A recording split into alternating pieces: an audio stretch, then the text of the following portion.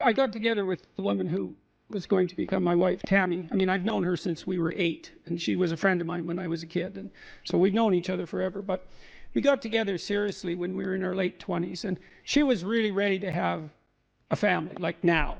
And I didn't have a permanent job at that point, although my prospects were good, which was part of the reason she married me. But she wanted to start, and I thought, okay, so I didn't really want to do that. And I thought, okay, what's your problem, Jordan? What is it that you're worried about? And I thought, well, there's an economic issue. That's not really serious. I'll get a job, and she'll come along wherever I go if I have that job. So that's not an issue. It's like, so what then? Well, babies. What the hell do I know about babies? Nothing. I can't take care of a baby. I don't know how to do that. So I said to her, well, the reason I seem to be objecting is because I'm kind of doubtful about the infant stage. Like toddlers, I know what to do with them. I can play with kids. But when they're under a year, they're like a foreign object to me in many ways. I don't know what to do. And so that worries me. And so I'll tell you what, if you'll take primary care for the infant, I'll take care of you and the infant. And how would that be? And I think that's the right role. I really do believe that. And you might think, well, that's sexist. It's like, well, no, not necessarily. How are you so sure that that first year as a mother isn't one of the great parts of the fundamental adventure of being female? Like, so don't give me any crap about that being sexist. That's just, I don't think so.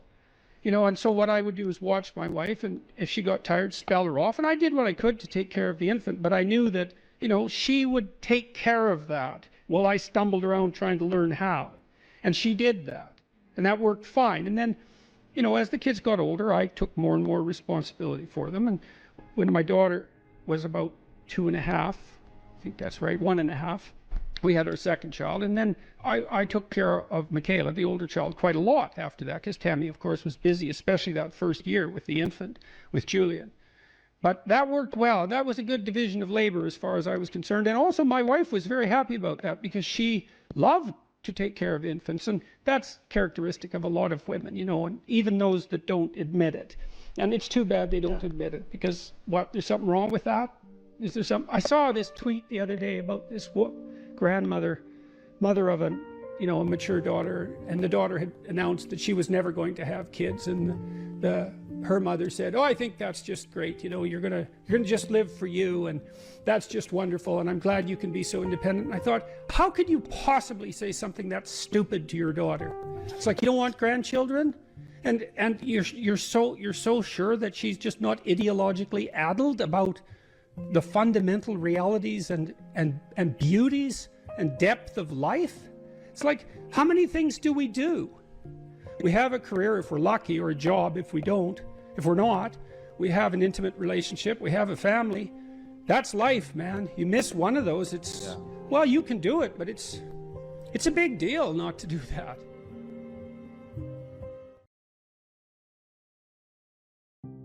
I don't know what the hell you should do with your life. I can help you figure it out, maybe. We can talk about it, but you are the person who has to decide if the things that you're aiming for, get you out of bed in the morning. And then you got to specify the transformation processes and start practicing them.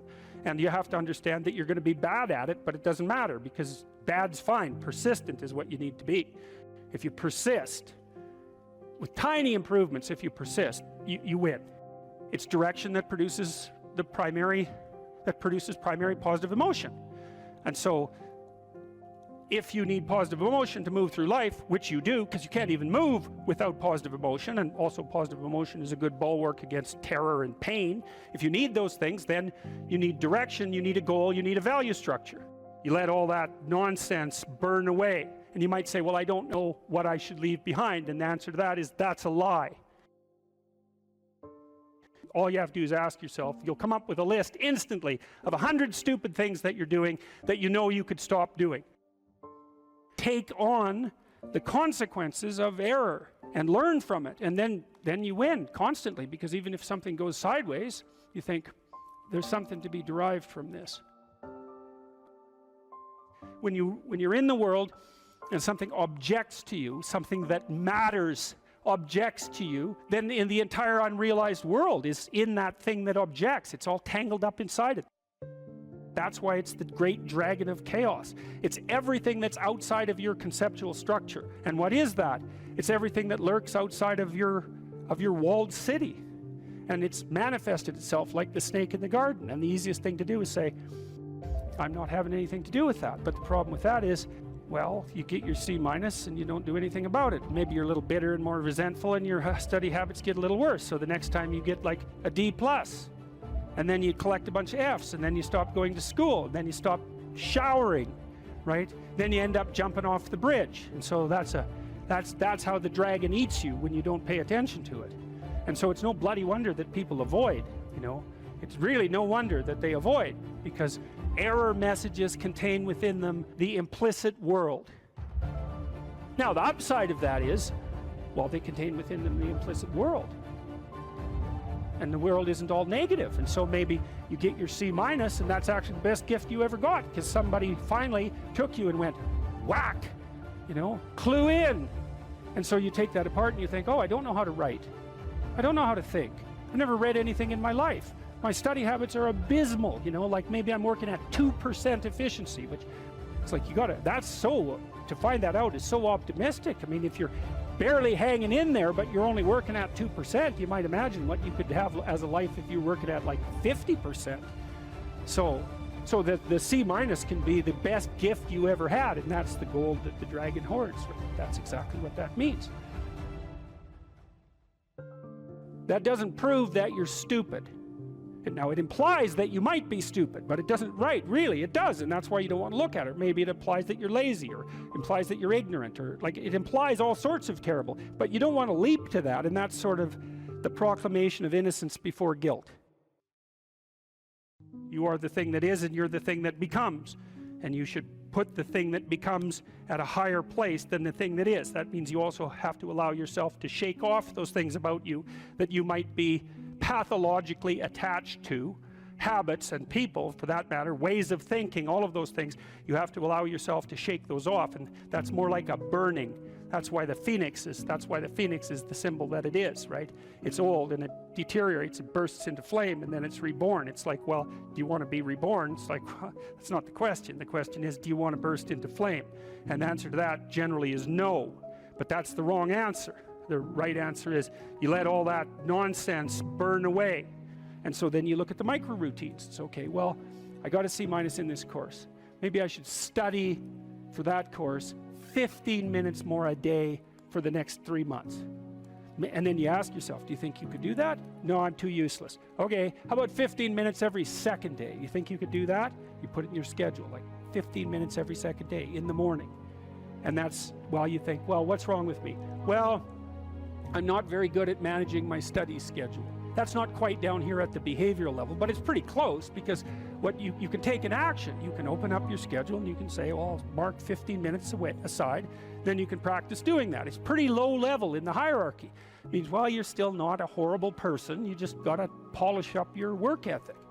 It's like, shut the hell up most of the time. But now and then you don't shut up because it's time to say something. You don't want to make unnecessary enemies, though. Well, you don't want to take yourself apart any more than is absolutely necessary. Develop some of the micro routines on the other side of the personality distribution. So if you're disagreeable as hell, maybe you could start learning how to do nice things for people. And that actually works, by the way. So if you take disagreeable people who are depressed and you get them doing nice things for other people, their depression tends to lift. But then by the same token, if you're agreeable, then you should practice doing some things for yourself and being more tough-minded in your negotiation. You know, you're extroverted. It's like, okay, man, learn to spend some time with yourself, right? You're low in openness. Well, try reading a book that's outside of your, you know, your sphere of interest now and then. If you're conscientious, well, you should probably learn how to relax occasionally, and so forth. So you can, I think partly what you're doing as you're developing your personality is not moving the mean much, the average, where, you know, where you're located, but you're extending the standard deviation so that you're a bigger bag of tricks than you were before. Life has got its rat's nest of miseries, and that's for sure. And maybe you could even make a categorical statement that life is mostly a rat's nest of misery. You know, and you could make a pretty powerful argument for that. But then there's a counter question, which is, well, what if you tried not to make it any more miserable than it had to be, right? Then what would it be like? I would suspect that most of that misery would go away because it's the unnecessary misery that really brings you down. You know, it's like, well, if someone has cancer, it's like, that sucks. But it's not like you can say, if only we had done this differently, then that wouldn't have happened. But when someone's out like torturing you in a malevolent way, or maybe you're doing the same, you can always ask yourself, well, is this really necessary? Is this just like a useless add-on to the miseries of life? That's what disheartens people. And so even in your own life, if you aren't suffering from self-imposed misery, and you're only suffering from inescapable misery, maybe you could handle that, and even maybe without becoming irredeemably corrupt. So the goal would be, well, yeah, life is a rat's nest of miseries, and maybe it has no ultimate meaning. We could say that if we're feeling particularly pessimistic, but it still leaves one question open, which is, if you didn't do everything you could to make it worse, how good could you make it be? And the least answer is, well, it could be tragedy, but maybe not hell. Something like a general theory of meaning. That's really what I've been working on, I would say, for 35 years, something like a general theory of meaning. And so I'm going to see if I can deliver the whole damn thing in 35 minutes, so which I've never really been able to manage, but I've had a lot of practice, so maybe this is the night. So, okay, so the first thing I want to tell you about is a little bit about how you perceive things, because it's very important to know how you perceive things. And you don't perceive very much, by the way, because, well, there's a lot of the world, way more than you can possibly imagine, and there's not that much of you. And so a lot of information is coming in through a very narrow channel. And it isn't easy, given the fact that all that information exists, it isn't easy to figure out how to narrow that channel so that the information you get is the information that you need.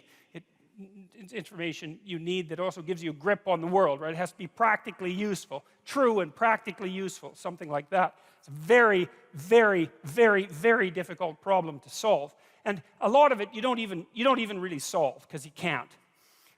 It's too complicated. You solve it by doing what you're doing right now, for example. So here you are in this unbelievably beautiful building, and I read today a little bit about it, and today it would cost about $1 billion to build this building. And so you're sitting here, and you're all sitting here peacefully, and you're all pointing in the same direction, right? And we're all basically doing the same thing, and we're doing it peacefully, and we can all focus on the same thing, and we had to invest $1 billion for that to be able to happen.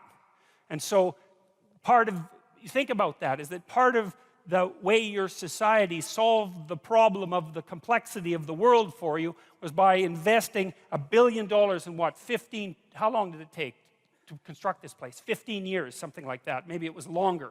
So that you could sit here in relative comfort and peace and tranquility and concentrate on something that's very focused, maybe something of beauty, something of artistic merit, something of intellectual merit, and that the rest of the world wasn't there, so you didn't have to worry about it. And that's not all. It's not just that you're here in this building and the chairs aren't falling apart and the floor is reliable and the electrical lights work and the sound quality is good and like all the technology is working and there's people beetling away in the background like mad constantly everywhere, making sure that those impossible things keep happening so that you don't have to be distracted. But then you're also sitting with people who are roughly like you, roughly like you enough so that when they come into a venue like this, they know enough to sit down in the seats and face forward and not turn around and look at the person behind them, which would make them very nervous, right? Which would be an indication that that person isn't playing the same game as everyone else, and so God only knows what they're up to, because you just wouldn't want that, right? You wouldn't want the guy in front of you turning around and just looking at you for the next 90 minutes. And, well, it's worth thinking about why. Like, well, what are you thinking about? You're going to be sitting there looking like this. Your eyes are going to be darting around, and maybe you're going to be nudging someone and, pointing at this person because maybe they have some idea of what this person is up to, because you don't. And the problem is, if you don't know what that person is up to, then they could be up to anything. And anything is a lot of things to be up to. And you don't want people to be up to anything. You want them to be up to the one or two things they're supposed to be up to while they're with you in this narrow place that you occupy, right? And that's Well, that's sort of the hallmark of a civilized and socialized person, is when we interact under 90% of conditions, 99% of conditions, you show me your persona. It's just a very narrow slice of yourself, and I show you mine at the bank, say, or you know, at the grocery store, or when we pass each other casually in the street. We nod and say hi, and you nod and say hi, or we just walk by peacefully, and like we're seething with complexity, and we don't let any of that out. And the reason for that is we don't want anybody else to let any of it out either. Right. So we keep ourselves simplified, and we build our architecture for that. And so, you know, you come into a building like this, and the building tells you what to do. The chairs are all aligned. The chairs say, sit on me, right? The chairs are all facing the same way in kind of a semicircle, and they say, face the stage. And there's a stage. And so you come in here, and all the perceptual problems are solved. And so there's all this technology, and there's all this expense, and then there's the shared culture that enables you to know that this is something like a theatrical experience. And so what you do at a theatrical experience is come together as a group and remain silent but attentive, participating in that manner, and watch and listen to the main performance. And you all know that. It's part of the shared culture. And so that shared culture is also enabling you to perceive what you're perceiving right now as a protective mechanism. And that's part of a broader shared sense of civilization, and it's dependent on a shared government. And then there's other forms of protection, you know. I mean, well, the sun isn't shining on us too brutally because we have a roof, and we're not in danger of warfare because you have borders, and you have an armed forces, and you have policemen, and it's like, Christ, there's just things going on around you like mad to ensure that you can sit here so peacefully and so much as if the world isn't a complex place for an hour and a half and do something this focused. And so that's partly how you solve the perceptual problem. You don't see the world that much. You screen a lot of it out. Now, there's a good illustration of this. A psychologist named Dan Simon did this famous experiment which he called Gorillas in Our Midst. And some of you know about it, but I'm going to go over it because it's such a fun experiment to talk about, because it's so ridiculous and so illuminating, and because it's so relevant to what I want to continue talking to you about. So here's the deal. You go into Dan Simon's lab. He was at Harvard 20 years ago when he did this, and he was interested in this phenomena called change blindness. You know, you see those kids' books sometimes where there's picture 1 and picture 2, and you're supposed to look at picture 1 and then look at picture 2 and see what's changed. It's actually hard. You know, you look at picture 1, you say, well, I saw that. And then you look at picture 2, and it's different, but you can't see the differences. And you have to really compare back and forth before you can check out the differences. And that's what perception is like, is you're very blind to change, way more than you think. And way more than anybody thought before Simon did his experiments. And so he did this crazy experiment. So here's the setup. Video camera set up in front of a elevator bank, right? And so the camera would be here, the elevator bank would be about here, so you know it's pretty close-up shot. There's 6 people participating, 3 of them dressed in black, 3 of them dressed in white. The white team has a basketball, the black team has a basketball. They fill the whole screen, so it's not like they're way over in the corner this high and you can barely see them. They fill up the whole screen. You can detect their facial figures. It's close shot. You see their whole body, but it's clear. There's no tricks in it. And you sit there and you're the experimental subject, and the psychologist or his assistant says, okay, here's your task. And you're there to be focused on a task, apparently, because you're in a university and you're in a lab and you'd expect to be focused on a task. And so you're already primed for that, and you're willing to go along with it, to be obedient. But to be a good sport, let's say, that's better than obedient. And you want to do a good job because it's intimidating to be in a lab like that. And so you want to do a good job of whatever you're supposed to do, unless you're a troublemaker. And you're probably not, because you wouldn't go into the lab to begin with if you were a troublemaker. So Simon says, count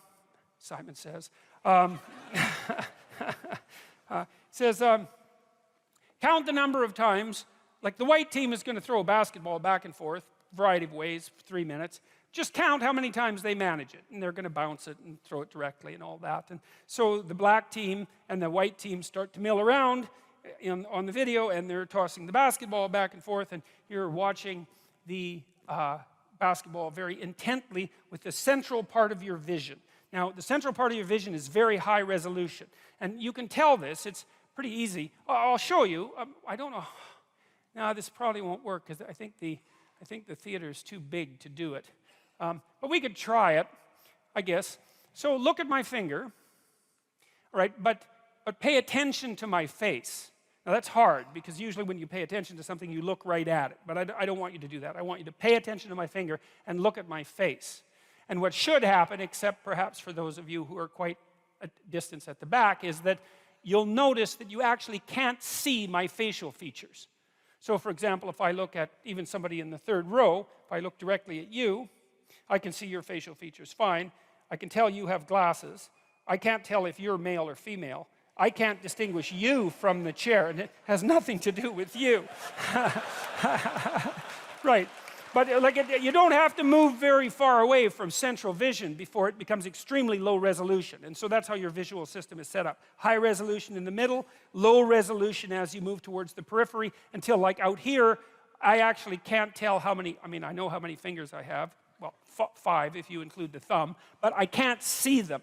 If I move them, I can see them better. Because that's one of the ways your visual system overcomes its limitations, is that it's better at seeing movement than things that are stable. And that's because, well, if you're watching something and something suddenly moves, you know, off to the right, it might be a good idea for you to shift your attention just to see what it is. And so that's a trick your visual system uses.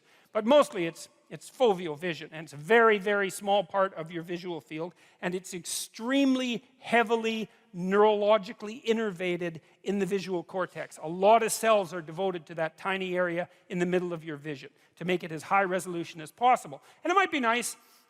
Eagles have 2 fovea, by the way. They can see better than human beings. Their eyes, bald eagles, their eyes are as big as human beings, and they can see better than we can. They're the only animals that can do that. They have 2 fovea. But you can't have that high resolution vision across the entire span of your eyes, because then your head would have to be this big to carry that much brain around, and obviously that would be hideous and also counterproductive. So we do the best we can, and what it means is that we're blind to a lot of things that we don't think we're blind to. So anyways, so you're playing Dan Simon's game, and you're counting the number of times that the basketball is tossed back and forth between the white team, and he says how many times, and you say, being a good experimental participant, you say 16. And you're right, and he says you're right, and you think, oh, good, I'm smart enough to participate in a psychological experiment. And you feel good about yourself, you know? It's a little self-respect boost, let's say, because you passed the test. And then Simon says, did you see anything out of the ordinary? And you say, most of you, some people notice, most of you say, no. What do you mean? And Simon says, well, the gorilla. Did you see the gorilla? And you think, well, what do you mean, did I see the gorilla? Like, there was no damn gorilla.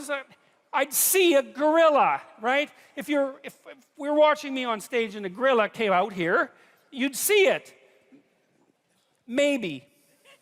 Maybe, as it turns out. It might depend on what the gorilla was doing. But in any case, so Simon rewinds the tape as you watch it, so that there's no tricks, and he says, don't count the balls this time, just watch. So it's a different command, right? So you have a different aim now. You're pursuing a different value structure. He says, just watch. And he rewinds it, and sure enough, you see the gorilla coming out backwards and being in the middle, and then going off to the side. And then he replays it for you. And minute and a half into the 3-minute video, in waltzes this damn gorilla. It's a guy, because they didn't have a gorilla for obvious reasons. Ethics committees wouldn't allow them to use a real gorilla. And he's a big guy. He's not a small chimpanzee-type ape. He's 6'4", and he saunters out there and beats his chest like for 4 seconds, right in the middle of the screen, which you might think you'd see since it's right in the middle of the screen, and then he saunters off to the side, and you don't see it. And the question is, well, what the hell's wrong with you? Like, why don't you see it? And it's worse than that. Like, Simon has done other funny tricks. Like, imagine you went to a grocery store and the cashier was behind the counter, right? And you're talking to the cashier, and the cashier says, excuse me for a minute, and then kneels down, and then someone else stands up and keeps talking to you. And you think, oh, you're going to catch that. And you don't. About 50% of people miss that completely. So you can like change the person completely. And the reason is, well, how much processing do you have to do to have a casual interaction with a cashier at a grocery store? And the answer is, not much, right? You don't have to do the processing doesn't have to be that deep. And you can kind of tell this because you can watch The Simpsons or you can watch South Park. And South Park has like the world's worst animation, right? I mean, everything moves like this. It's all circles and triangles, and you don't care. It's like 5 minutes into the narrative. It doesn't matter that it's circles and triangles having a conversation. It's fine. The icon will work. And that's a good rule for perception, is you use the simplest possible perceptual scheme that you can manage to get yourself from point A to point B, right? It's a map. You don't see the world. You see an iconic representation of the world. And then the question is, what makes the iconic representation sufficient? And I suppose sufficient means a couple of things. One thing it means is tolerable, right? It doesn't cause an excess of suffering and degeneration. It has to be functional, right? And then maybe a more specific example of that would be, well, it has to work like a map works. A map is a low-resolution representation, but it's a good enough map if you use the map and you start at point A and you happen to be at point A, which is a good beginning for a map, and then you use the map and you get to point B and you think, good enough map. And that's really, that's us. That's how we think. That's how we construe the world. Our maps are really, the stories that we use in the world are really the maps we use to guide us. And they have perceptual implications. But that's essentially what you do. So now the question is, all right, what happened in the gorilla video? Well, what happened was you were aiming at something, right? You were aiming at counting the passes. And the question is, well, why were you doing that? And the answer is, well, someone told you to, asked you to. And then you might ask, well, why did you listen to them? There's lots of other things you might have done in the lab, but that isn't what you did. You did what you were asked to. And we might say, well, that's because you're reasonably cooperative and civilized. And then we might say, well, why is that a hallmark of cooperation and civilization? And we might say, well, reciprocity, like spontaneous reciprocity between strangers who have a bit of a contractual arrangement is part of civilized behavior, and so that's the appropriate thing to do. And we might say, well, you wanted to do a good job in the lab because you wanted to make sure that your status wasn't too low. You know, you could count to 16, and so you can give yourself a pat on the back of the head for that. And, you know, it's part of being a civilized person. And so there's a huge value structure behind that. Like, you didn't go into the lab and shoot it up, you know. You didn't bring a hand grenade, right? And you didn't sexually assault the experimenter. There's lots of things you could have done in there, and you didn't do those things. You just sat there and counted the balls and missed the gorilla.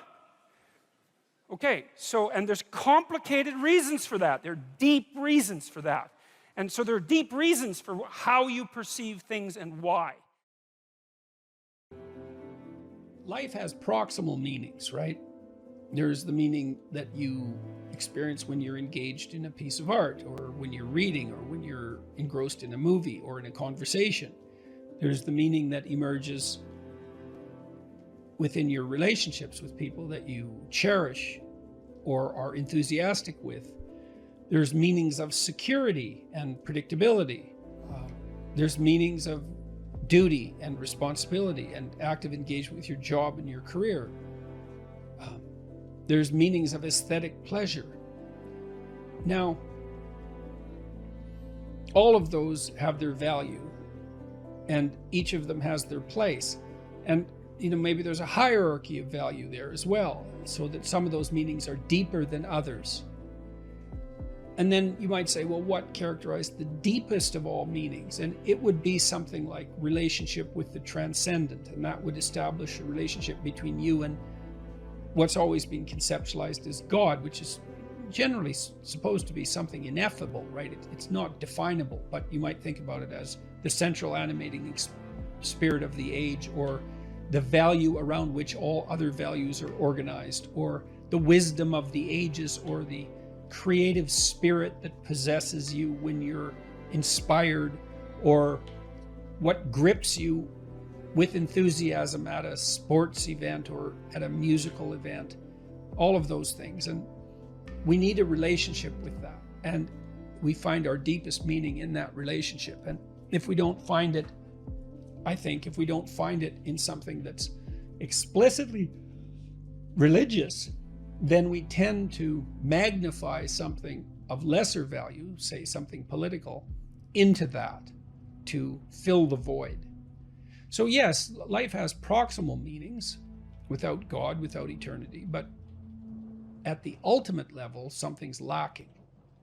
And it's the desire to fulfill that lack that, and maybe the lack itself, that's part and parcel of the religious instinct. So you can kill God, but you can't. That doesn't rectify the hunger for God. And then that hunger seeks out replacements. That's how it looks to me. So, and then, you might also say, well, does that mean you have to believe in God? And I don't think of the proper answer to that is that you need to agree with a propositional statement. Does God exist? Yes. Like, is this table there? Yes. It's not that kind of relationship. I mean, it's characterized in the Old Testament as a struggle. So Israel means those who struggle with God. And you have to participate in that struggle. And you can do that, weirdly enough, as a believer or as a non-believer. Maybe sometimes more intensely as a non-believer. The issue might be more paramount then, the issue of virtue and the issue of the ultimate orientation. If you're plagued by bouts of depression and anxiety, that does destabilize your identity. So it's almost by definition. But having said that, look, this is when habit and plan and strategy are so useful. So in the periods of depression that I've had, and some of them were long and certainly the most unpleasant experiences of my life. This is when you need a philosophy, let's say, that's allied with your vision and your strategy to sustain you. Because what would happen to me is that, I have a vision, and I suppose the vision is of a world that's better,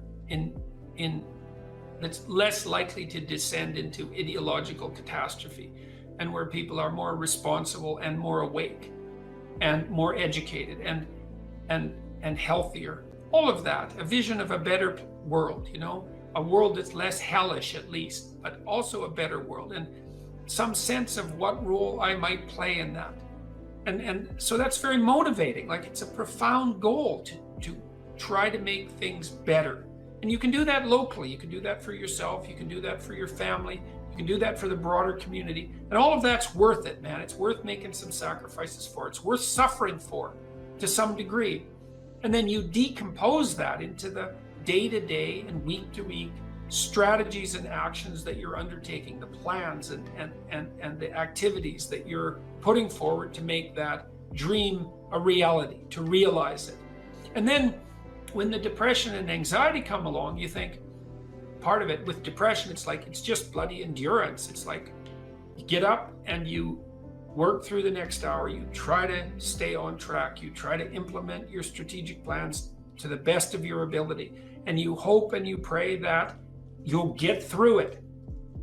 You'll get through it, and that the darkness will recede, and you stay on track. You eat even though you're not hungry. You get up even though you want to stay in bed. You interact with people even though you'd rather be alone. And it's the benefit of disciplined habits can sustain you. It's like the boat you're rowing in through a terrible storm, leaks and all, and maybe you'll be overwhelmed, but you have the boat and you can row forward, and that's what you've got. And so here's the opposite tack, if you want to do this. So imagine that you're a man who's managed to attract a mate and he believes he's punched above his weight. So this woman is more attractive, let's say, more vivacious, more desirable than he deserves. So that's going to grate on his soul a fair bit, right? Partly because her shining casts a dim light on his lack of utility, let's say. And so you can imagine someone like that being prone to jealousy for obvious reasons. And so the best tack to manage in a situation like that, if you're that man, is to wait till your wife dresses herself up in a particularly attractive manner, and then either fail to notice by occupying yourself with something trivial while she's attempting to gain your attention, or by criticizing her directly for what she's just managed to do. And if you do that 50 times, let's say, you can be sure that she'll never reveal her attractiveness to anyone else for the rest of her life, including you, and you'll get exactly what you deserved. So that's the opposite of watching people carefully. Now, I learned this in part from Skinner, B.F. Skinner, the famous animal behaviorist, because he used all sorts of reinforcement contingencies to shape animal behavior. And Skinner was unbelievably good at this.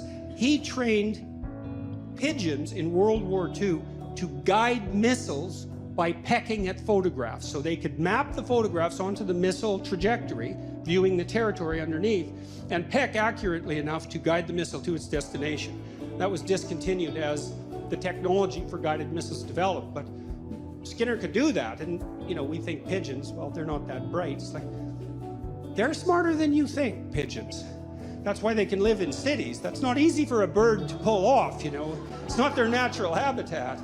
And so, but Skinner, although he would use punishment, technically speaking, which is the application of a certain amount of pain, or threat, which is the use of anxiety, but what he believed was most effective was reward. But it required a tremendous amount of attention. So, for example, if Skinner was trying to train a rat to climb up a little ladder and then across the ladder and then maybe do a pirouette and come down, which he could do with no problem, he'd wait, he'd just watch the rat, and then when it got close to the ladder, he'd give it a food pellet. Now, his rats were starved, by the way, down to 3/4 of their normal body weight, so they were pretty eager to work for food. It's not something you necessarily saw in the methodology section of the papers, but, and that's not a critique of Skinner, it's just an indication of how simplification takes place in laboratory experiments. But in any case, he'd wait for the rat to get near the ladder and give it a food pellet. And soon the rat would be hanging around the ladder quite a lot. And then now and then, just more or less randomly, the rat would put a paw up on the ladder. Food pellet. Well, then the rat would hang around the bottom of the ladder with paw up. Well, if he did that continually, through observation, he could get the rat to do pretty much anything that you could imagine a rat could do, and then maybe some things you couldn't imagine. And this isn't a manipulative technique, by the way, although it can be used that way. It's not effective unless you do it with a certain degree of wisdom. You want to think, well, what do you want in your house? How about peace, tranquility, happiness, and humor? Something like that. It's not a bad first pass approximation. And you got to get that in your head. It's like, do you want that, or do you want the delights of endless martyrdom? Because you have to make a choice, and you might think, I wouldn't pick martyrdom. It's like, really? Really? You wouldn't, eh? You'd pick peace and happiness and humor, and so everywhere you go, that's all you're ever surrounded with. It's like highly improbable. So don't be so sure you're aiming up.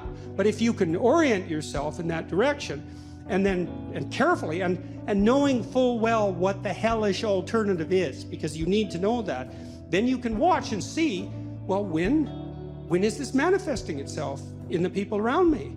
And then you can tell them in detail, I noticed today we're having a discussion at dinner, you know, and you made a spectacularly witty remark right at the right time, and it was provocative but not annoying, and so good work. And then the kid thinks, oh my God, you noticed it.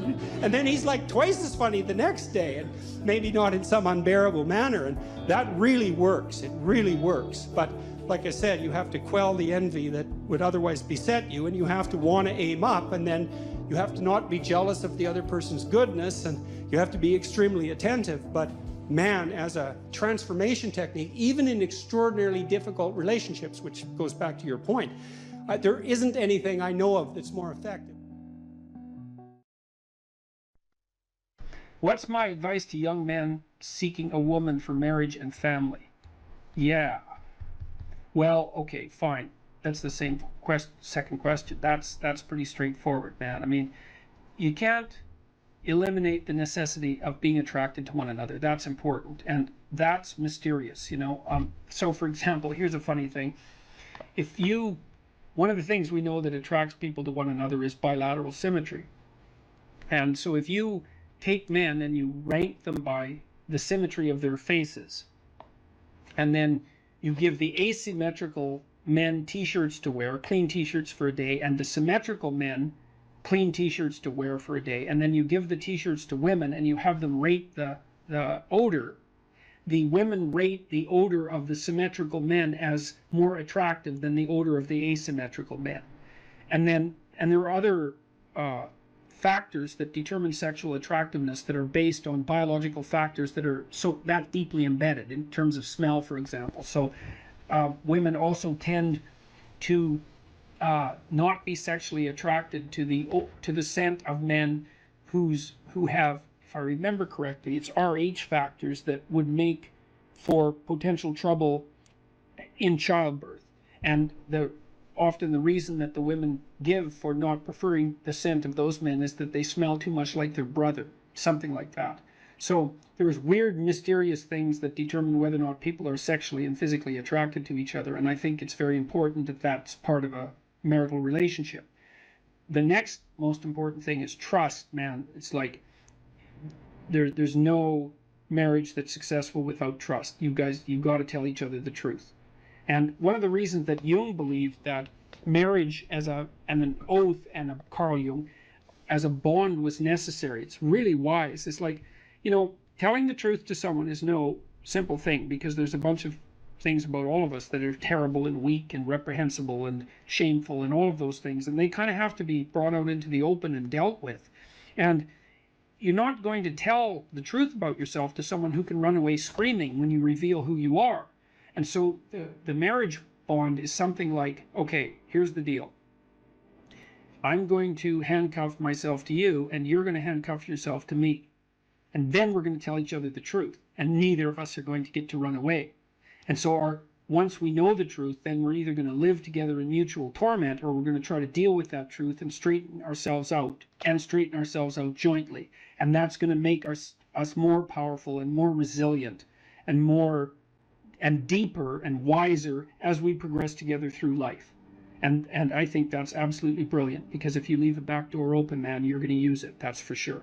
And the oath is there, and this was Jung's commentary on the spiritualization of the human pair bond by Christian marriage, for example, which emphasized the what would you call it, the subordination of both members of the marital union to a higher order personality that was embodied in the figure of the Logos.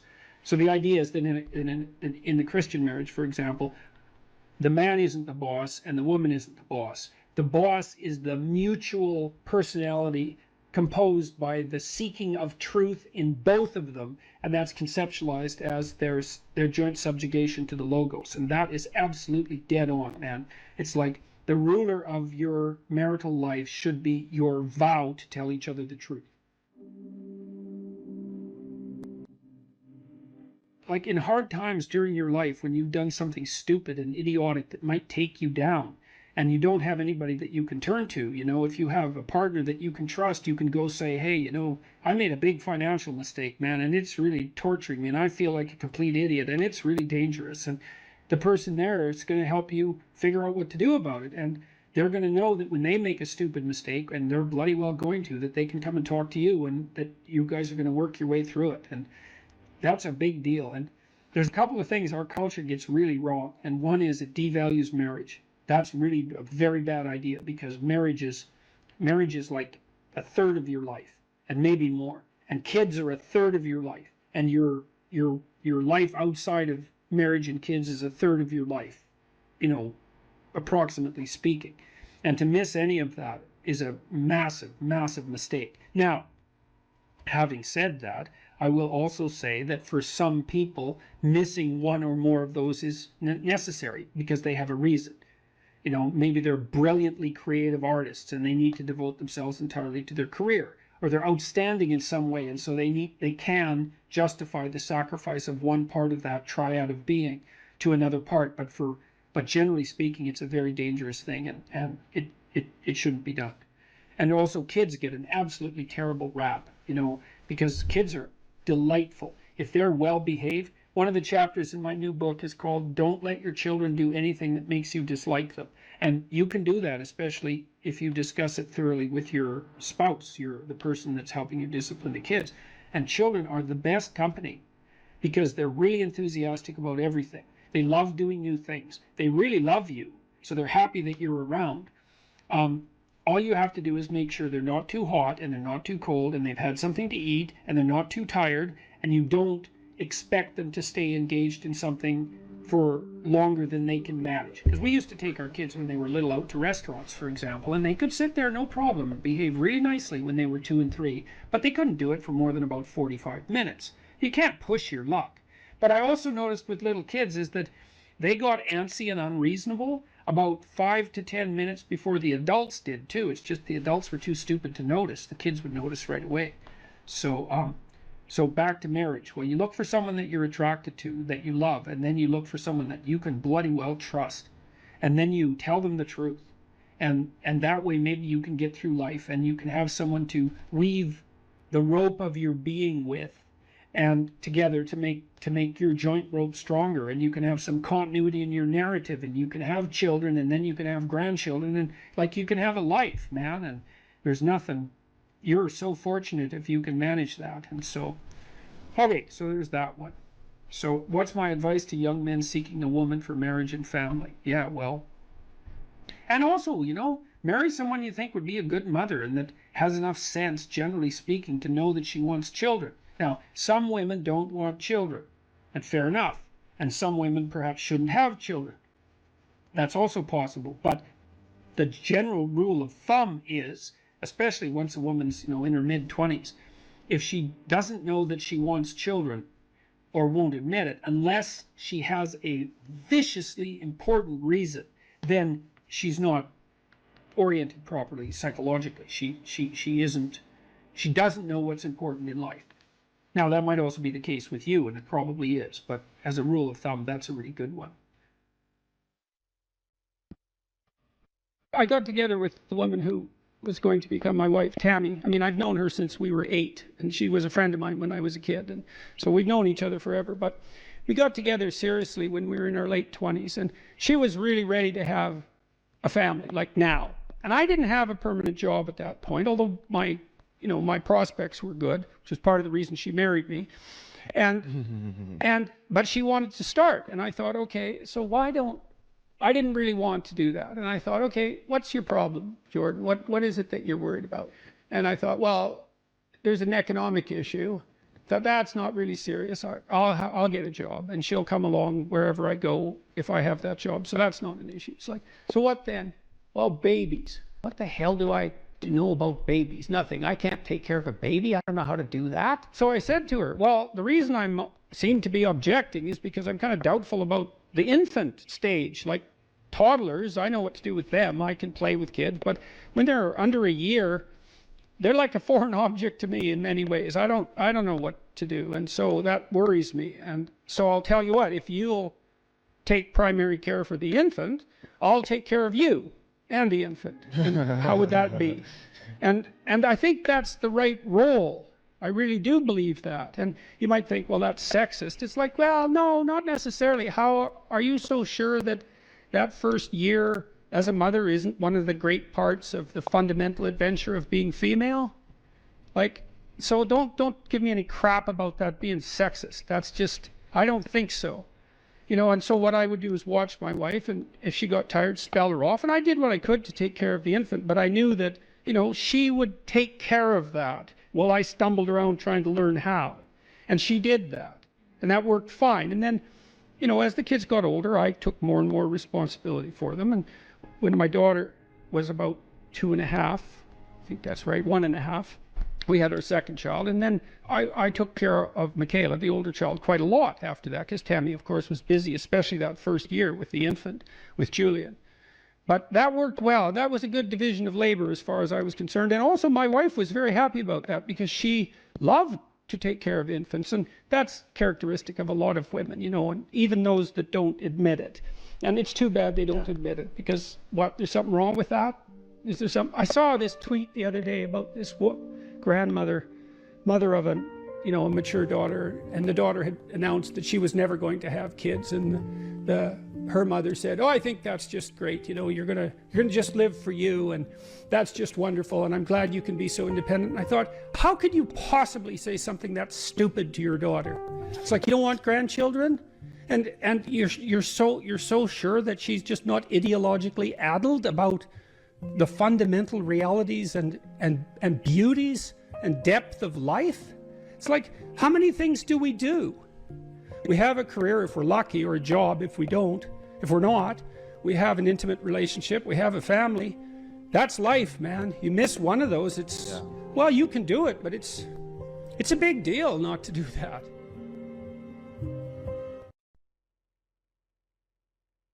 What we mean by soul is something like animating spirit. And you might say, well, what's a spirit? And well, that's actually rather easy to answer. So when a child of 4 is playing house, let's say when a child of 4 is playing house, she acts out the role of the mother. But acting out, that's a strange thing, right? Because she doesn't literally duplicate in her actions or her perceptions in the game what she observed her mother literally doing. So for example, she didn't go into her mother's bedroom when her mother awoke and watched her turn her head in a particular way to awaken and count the number of blinks so that she could mimic that in her play. And you know, you think that's absurd, but it's not absurd if it's just mimicry. It's not. It's unbelievably sophisticated. So what the girl does is she watches her mother manifest maternal behavior across a vast array of instances, and she integrates that with the image of the mother she's received from all the books she's been read and all the little movies she's watched, the Disney movies and so forth.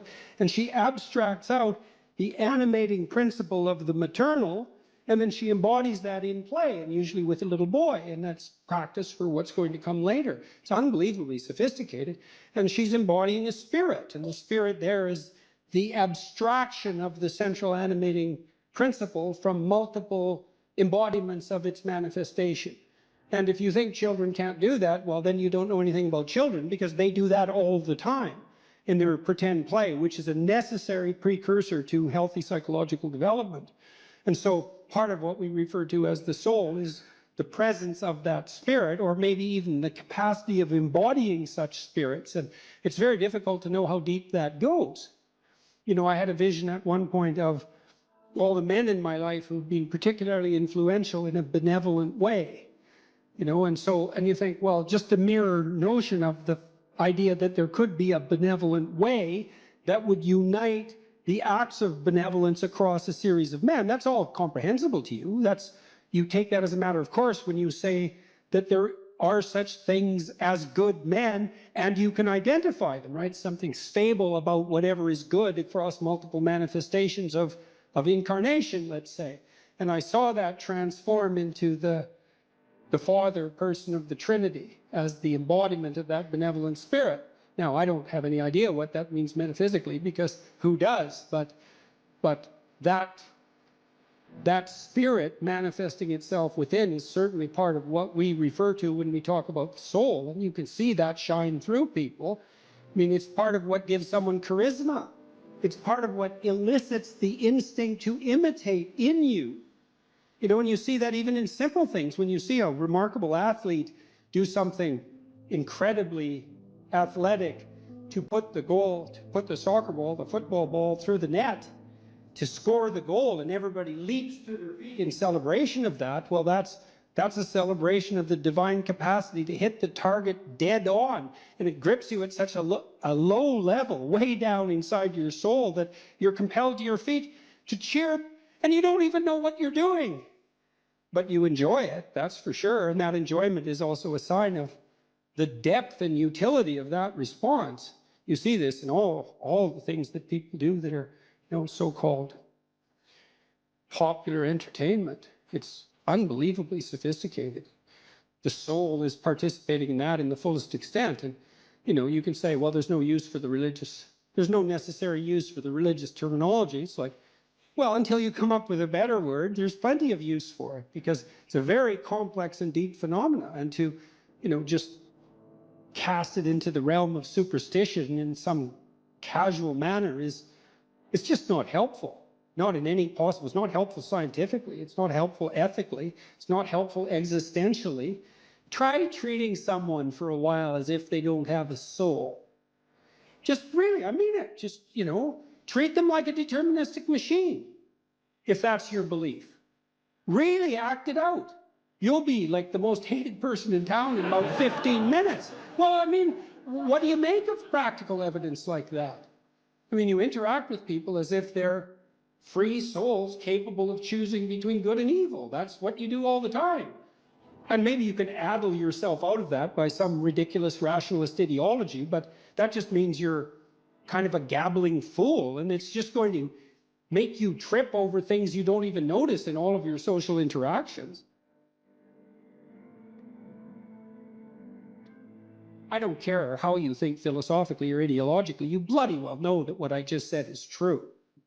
So, and that's true even when you're interacting with an infant or a small child. It's true when you're dealing with someone who's elderly and virtually incapacitated in every way. You still see that divine spark, for lack of a better term, and we do lack a better term, by the way. You see that everywhere if your eyes are open and if you're willing to see it, and to the degree that you're responsive to that, then your actions are guided by love and your words are guided by truth.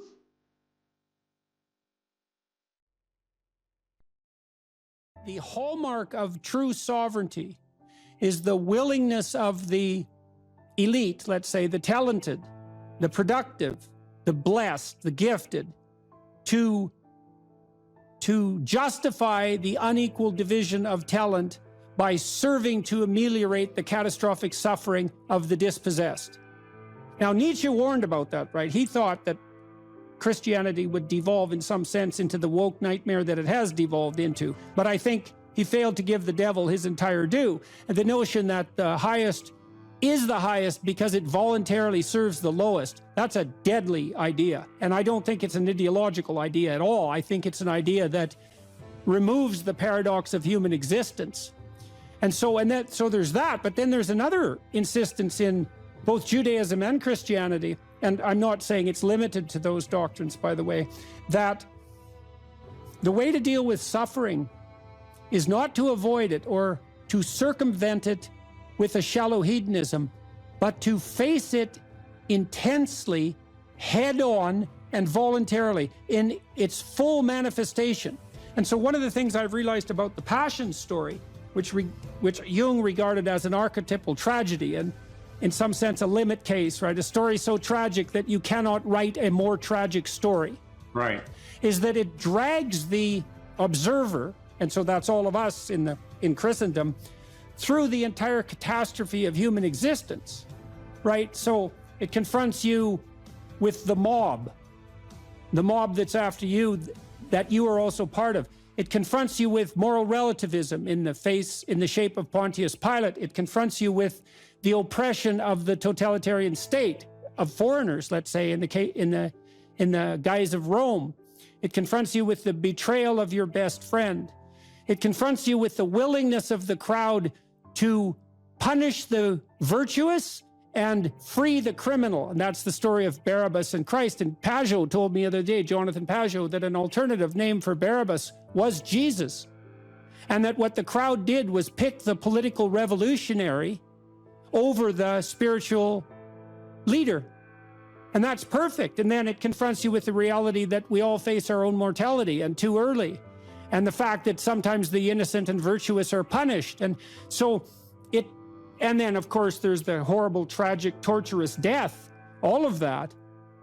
And that's all signified by the image of the crucifix and what we're doing to ourselves, even though we don't know it. I'm speaking mostly psychologically, although somewhat theologically, is that we're exposing ourselves to the ultimate catastrophe of human existence, while simultaneously manifesting the faith that if we face that unflinchingly, that will resurrect us instead of killing us.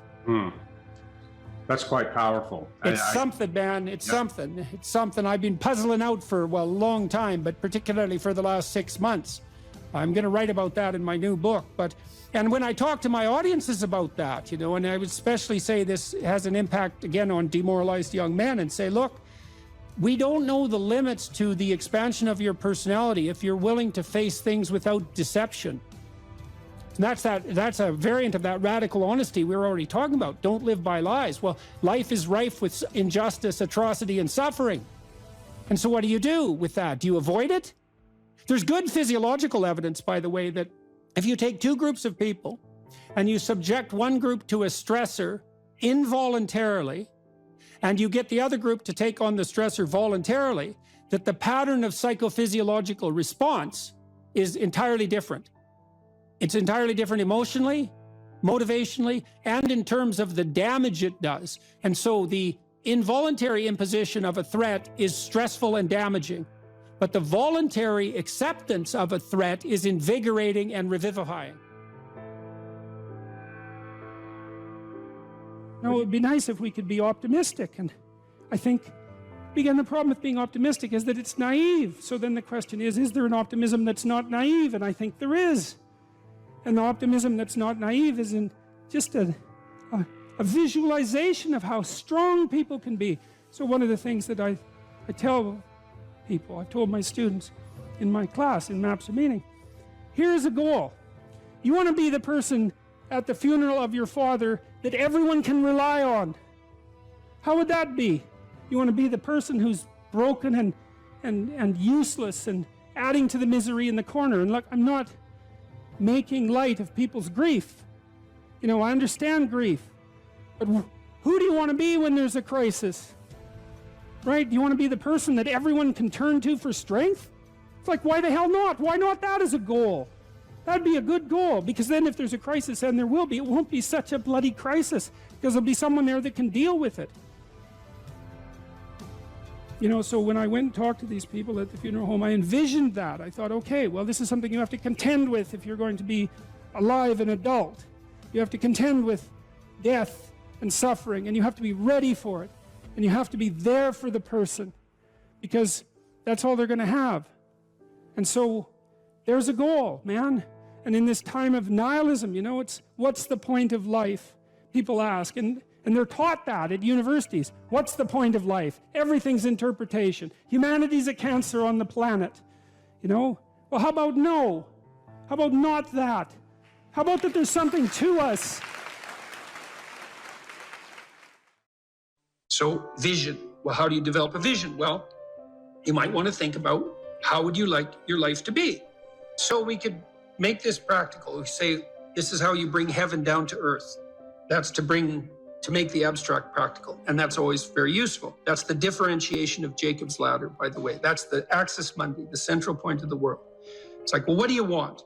Well, let's throw, you could ask yourself that. If you could have what you wanted, what would that be? So we could throw out some possibilities. People trust you. People respect you. And you deserve the trust and the respect. It's not false. People can rely on you. You're good for yourself and you're good for other people. There's productive, generous peace reigns around you. And you can do that in a playful manner. Now, that's not so bad. You could have that, let's say. And if you can think of something better, well, pursue that. But that's a good start. So that's very abstract.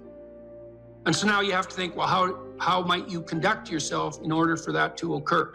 Now, one way of approaching that is to differentiate it. You might say, well, what's the purpose of my life? It's a pretty abstract question. You're going to get a pretty general answer.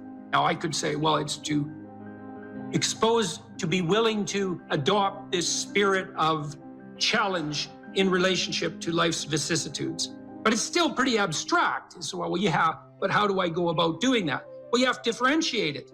That's the bringing of the divine message down into the realm of practical applicability. How do you make that principle real in your own life? Well, here's one way of doing it. Where do people find the significance in their life? So you could envision participating in this process. Well, what do people generally need and want? Well, here we can make a list. So this is, imagine we're taking that general principle. That's the golden cap of the pyramid. That's even the I above the pyramid. That's another way of thinking about it. It's this superordinate principle, uniting monotheistic principle in some real sense. Now we have to differentiate it. Well, most people would like an intimate relationship. Okay, and so what does that mean? Well, intimate means physically intimate, but it likely means emotionally intimate, and it probably means iterating across some reasonable period of time, unless you just want everyone around from whom you're deriving physical gratification to be the whim of the moment, in which case you're basically a psychopath, and I wouldn't recommend that as a pathway forward. You're a narcissistic psychopath, and you might think, well, I get what I want. It's like, well, no, you won't, because your life will degenerate, so that's a bad theory. So you want an intimate relationship, and then you're going to have to treat that other person, well, how? Well, you can win an argument with your wife today, but then tomorrow, there she is in all her defeated glory. And so I don't know what the victory is going to win you. Maybe you want to negotiate towards something like productive and generous peace with her instead. And that's all part of this intimate relationship. And then it becomes truly intimate. And then it's stable across time. And that might be desirable. Then you have a platform, let's say, that will help you stabilize your entire life, because part of the reason you're going to do things is because you want to be of service to at least one other person, and vice versa. Because if it's just for yourself, that's pretty damn dismal and immature and pointless and futile. And it doesn't work anyways.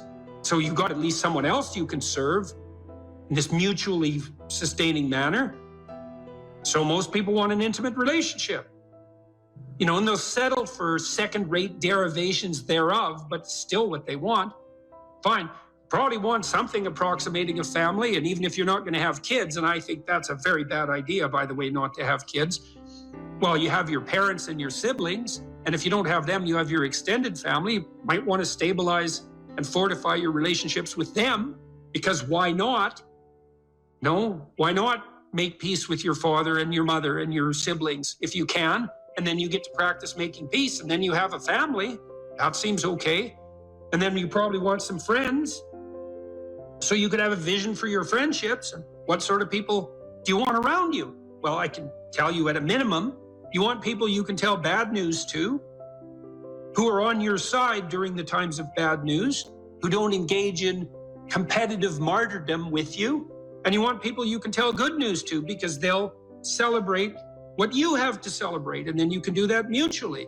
And you want people to exchange your thoughts with, and you want people to play with. And you probably want that to iterate across time, because then you get to know each other and you can foster each other's development in a more profound manner then. And so you're going to be pretty miserable and not very sane without friends. So probably some friends aren't a bad idea. How about a job or a career? Well, why? Because the fundamental state of human being is one of deprivation, and you have to work to address that. So you have to work. And it could be a job, which is something you have to do because you're paid, but hopefully there's some vocational element to that, that you can find some deep intrinsic meaning in your work. And you can certainly do that if you're working with your hands. You can find a sustaining meaning in the responsibility you take in relationship to your job and your career. And then I would say also, if you're good at it, so you're skilled at what you do, plus you're a good team player, I don't care where you're working, it could become a real center of the world for you. You know, when I was a kid, 14, 15, 16, I worked in restaurants for years, and I really liked that.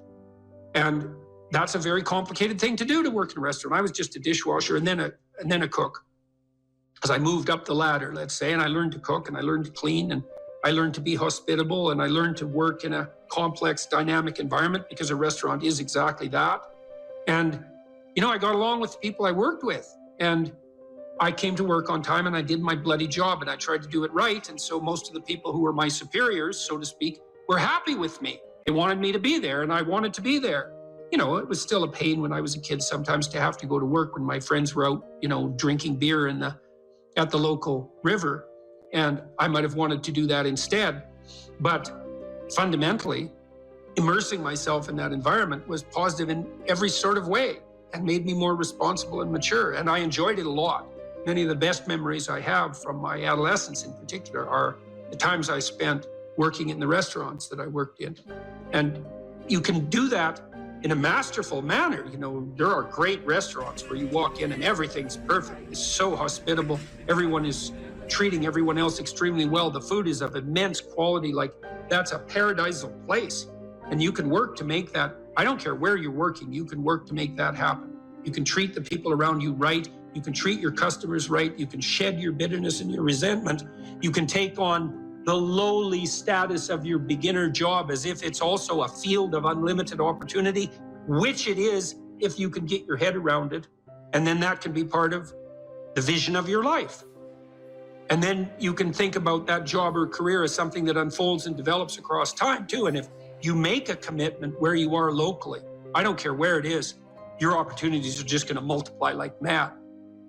You know, so like if you're a short order cook at a restaurant, you have a single shift and you're a really good cook, you'll find pretty soon that the restaurant is much busier when you're cooking and that people are pretty damn happy to be there. And you'll get a reputation with your boss. If he or she has any sense and any greed of the proper sort whatsoever, they're going to recognize you. And then, you know, maybe you move from that restaurant to a restaurant with more possibility, or at least somewhere else with more possibility. And you can do that. I don't care where you are. If you have the opportunity to have a job and you're not working with people who are entirely tyrannical and pathological, if you make the right sacrifices in that position and you have the proper vision, which isn't based on resentment. Oh, why do I have to do this stupid job? It's like, well, it's going to be a stupid job if that's the attitude you have towards it. Instead, if you try to foster all the interpersonal relationships you have in that environment, you'll find that there's an infinite amount of possibility right there in front of you, like there always is. And so, what else? Well, how about some education?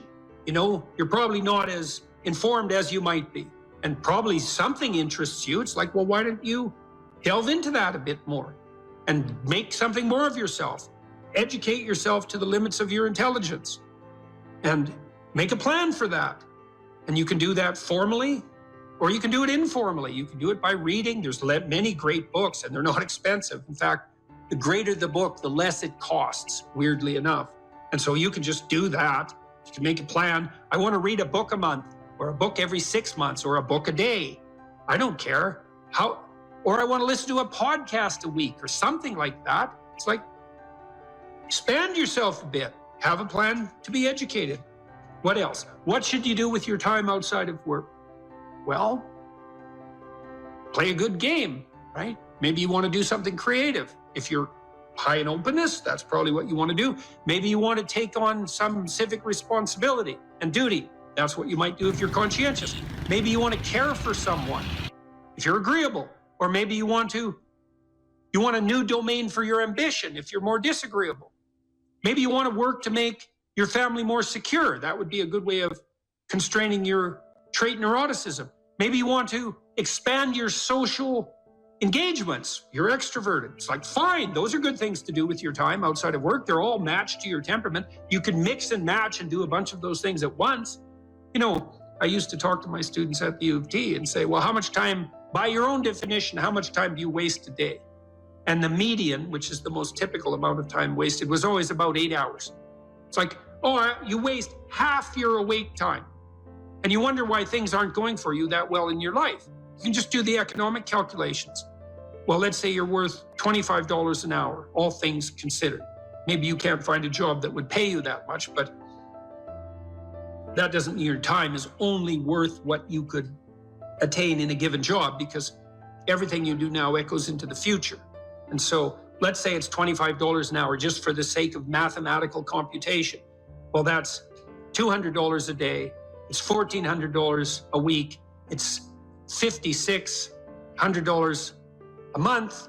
It's basically $70,000 a year. So every year that you spend wasting 8 hours a day, you deprive yourself of the equivalent of a full-time and somewhat generous income. So that's just, and if your life isn't going very well, you might think, well, maybe it's because I waste half of it.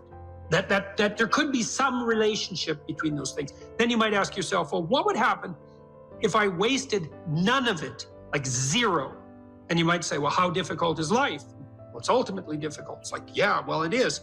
So how much of it do you have to use properly in order to contend with that ultimate difficulty? And the answer might be, well, all of it. And if you're not, well, you're going to suffer, obviously, because it's difficult. And so if you're wasting time, then you're going to suffer. And so you might want to have a vision for what you do with your time. And you could ask yourself, well, if I could conceptualize and structure my free time the way I wanted to, what would that be? And then you'll have a vision. And that it's like a revelatory vision in some sense if you ask the question properly, because you can ask yourself these questions. You can ask yourself them in the micro domain. Let's say you come home from work every day to your waiting wife and children, just to take a stereotyped example. It's like, well, you're doing that every day. How would you like that homecoming to go?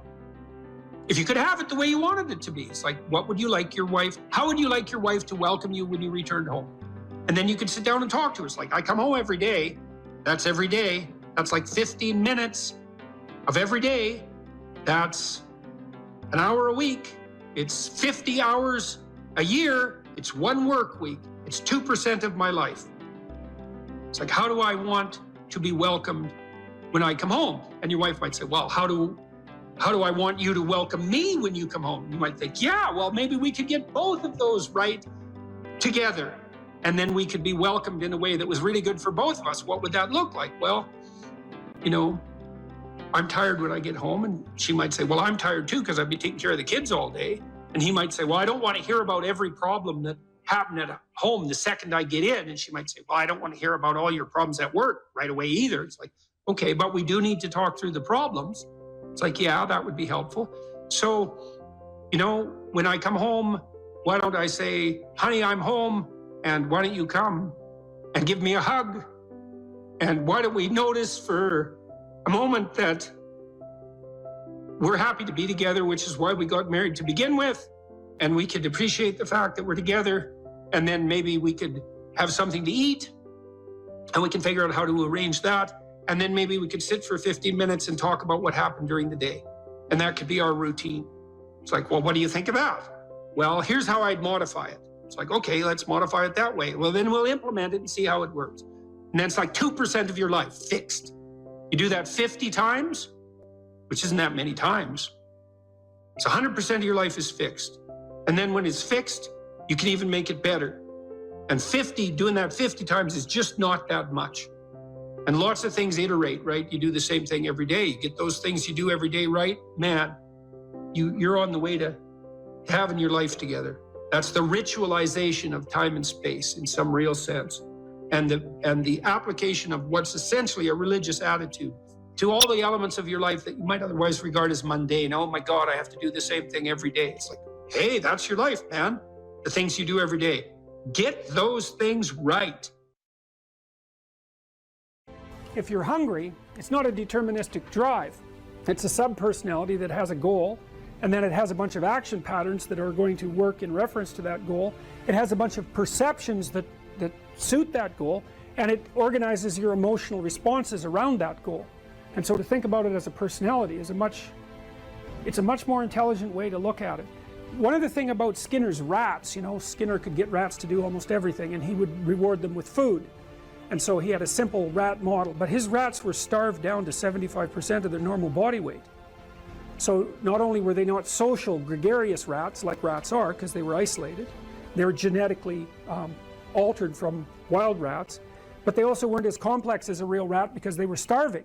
And so, but you know, a starving rat is a pretty good model of a rat, and a rat is a pretty good model of a person. But a lot of our models of simple behavioral learning were based on starving, isolated rats. So anyways, how to think about motivation? We'll think about it from the hypothalamic perspective. So we could say one thing that motivation does is set goals. And we could say that emotions track progress towards goals. And I'm going to use that schema even though it's not exactly right. So you say, well, motivation determines where you're going to aim. So if you're hungry, you're going to aim at something to eat. And then that will organize your perceptions so that you zero out everything that isn't relevant to that task, which is almost everything. You concentrate on those few things that are going to facilitate your movement forward. When you encounter those things, that produces positive emotion as you move through the world towards your goal, and you see that things are laying themselves out that facilitate your movement forward. Those things cause positive emotion. And if you encounter anything that gets in the way, then that produces negative emotion, and it can be like threat, because you're not supposed to encounter something that gets in the way. It can be anger, so that you move it away. It can be frustration, disappointment, grief. Those would, if you had a response that serious to an obstacle, it would probably punish the little motivated frame right out of existence. You know, so you walk downstairs and, I don't know, the contracting company has set a wrecking ball through your kitchen. It's like, that's going to be disappointing. You're not going to keep eating the peanut butter sandwich in the rubble. That little frame is going to get punished out of existence, and some new goal is going to pop up in its stead. And you know, one of the things we're going to try to sort out is, how do you decide when you've encountered an obstacle that's so big that you should just quit and go do something else? Because that's not obvious. You know, and you can get into counterproductive persistence pretty easily. So we don't know how people solve that problem. It's a really complicated one. So anyways, we're going to work on that scenario. Your hypothalamus pops up micro goals that are directly relevant to biological survival. That produces a frame of reference. So it's not a goal, it's not a drive, and it's not a collection of behaviors. It's a little personality. And the personality has a viewpoint, it has thoughts that go along with it. It has perceptions, it has action tendencies, all of that. You can see this in addiction, most particularly. So one of the things that you find often with people who are alcoholic is they lie all the time. And that's because when they've built a little alcohol dependent personality inside of themselves, or a big one, maybe it's 90% of their personality. And one of the things that consists of is all the rationalizations that they've used over the years to justify their addiction to themselves and to other people. And so the addiction has a personality, you know, and so when the person is off, or maybe they're addicted to meth or something like that, where, you know, the addiction is more, it's more short-term powerful, than I would say, than an alcohol addiction. They'll say anything, and the words are just tools used to get towards the goal. And if they happen to be deceptive, whatever, it doesn't matter. They're just practical tools to get towards the goal. And then when you get towards the goal and you take a nice shot of meth or something like that, you reinforce all those rationales that you used to get the drug, and then the next time you're even a better deceiver and liar. So okay, so we're going to say motivations, one way of thinking about it is they set goals, but it's not the right way of thinking about it. They produce a whole framework of interpretation. And so we're going to think about that framework of interpretation. And then emotions emerge inside of that. So that's it. So the world is framed, motivation set goals. You could say the world has to be framed. So motivation sets that frame, goals, emotions, perceptions, and actions. And then actions track progress. So positive emotion says you're moving forward properly towards your goal. And if you encounter something you don't expect, you stop. That's anxiety. It's like, oh, we're not where we thought we were. And so we don't know what to do, so we should stop, because we don't know where we are or what we're doing. Stop, frozen. And then the more powerful negative emotions like pain, they might make you get out of there. So emotions, forward, stop, reverse. That's your emotions within that motivated frame. So, and that's another example of how your mind is embedded in your body. Your emotions are like they're offshoots of action tendencies. That's the right way to think about it, because action is everything fundamentally. So what are some basic motivations? Most of these are regulated by the hypothalamus, by the way, and that tells you just how important a control system it is. The other thing that's useful to know about the hypothalamus is that it has projections going up from it that are like tree trunks, and inhibitory projections coming down that are like grapevines. So you can kind of control your hypothalamus as long as it's not on too much, but if it's on in any serious way, it's like it wins. So partly what you do to stop yourself from falling under the dominion of your hypothalamus is to never ever be anywhere where its action is necessary, right? You don't want to go into a biker bar, because you might find yourself in a situation where panicked defensive aggression is immediately necessary. You probably don't want that. You don't want the panic, you don't want the terror, you don't want the frenzied fight, you don't want any of that. You don't want to have to run away in absolute panic. So you just don't go there. And a huge part of how we regulate our emotions is just by never going anywhere where we have to experience them. And so that has very little to do with internal inhibitory control, and everything to do with staying where you belong. So, okay. So, basic motivations: hunger, thirst, pain. Pain is not regulated by the hypothalamus. That's a different circuit. Anger/aggression, thermoregulation, panic and escape, affiliation and care, sexual desire, exploration, play.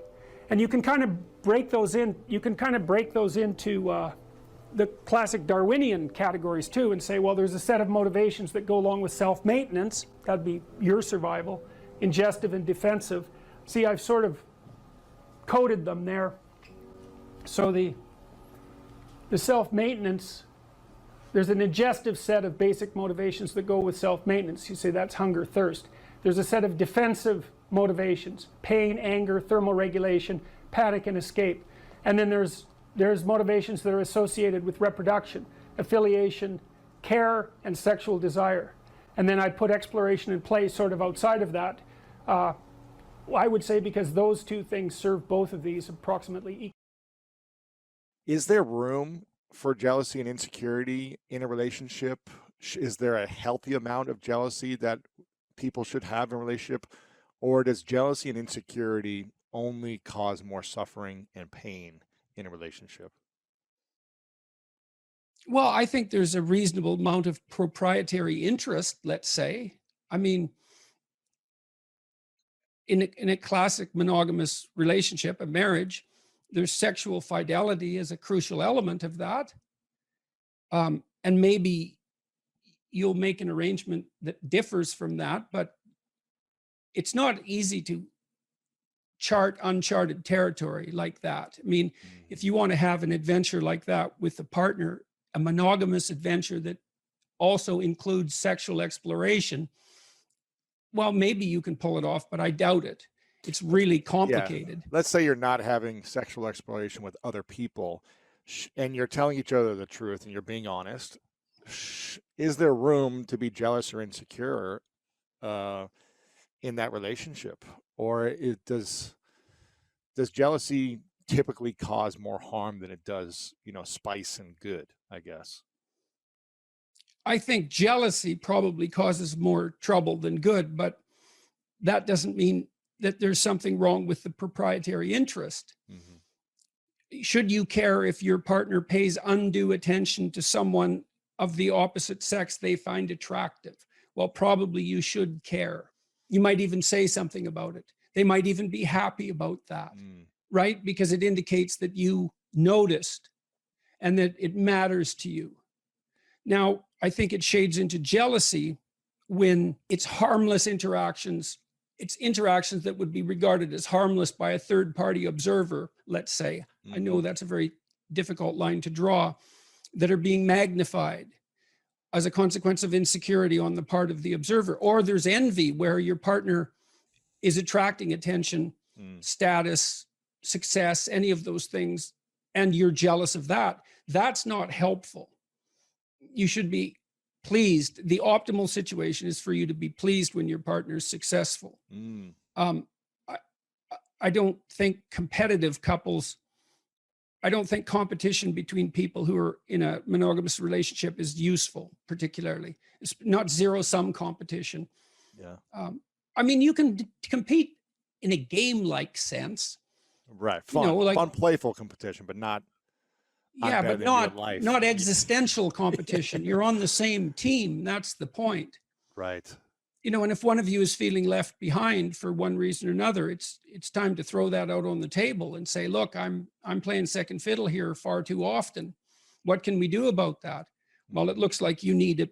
And like, I've got an adventure. It looks like you need one too. Well, how can we rearrange the situation so I have my adventure? And then it's up to that person too to figure out what obstacles they might be putting up in their own pathway, right? That's stopping them. And then they have, they're angry at you for getting in the way, but it's actually a consequence of them using you as a convenient excuse for not doing something difficult. Those things all have to be sorted through. It's very hard.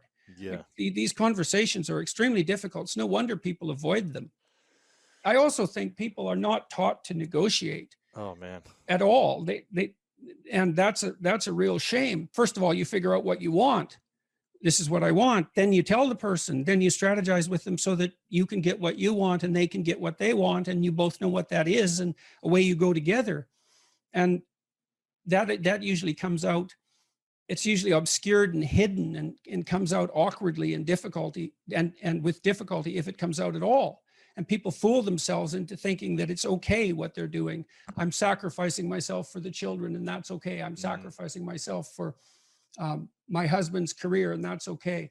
I'm working at a job I can't stand because I need to support my wife and children, and that's okay. I mean, sometimes that is okay, but it has to be out clear in the open, talked about, negotiated, discussed. I think you can be a slave or a tyrant, or you can negotiate. Those are your options. Mm-hmm.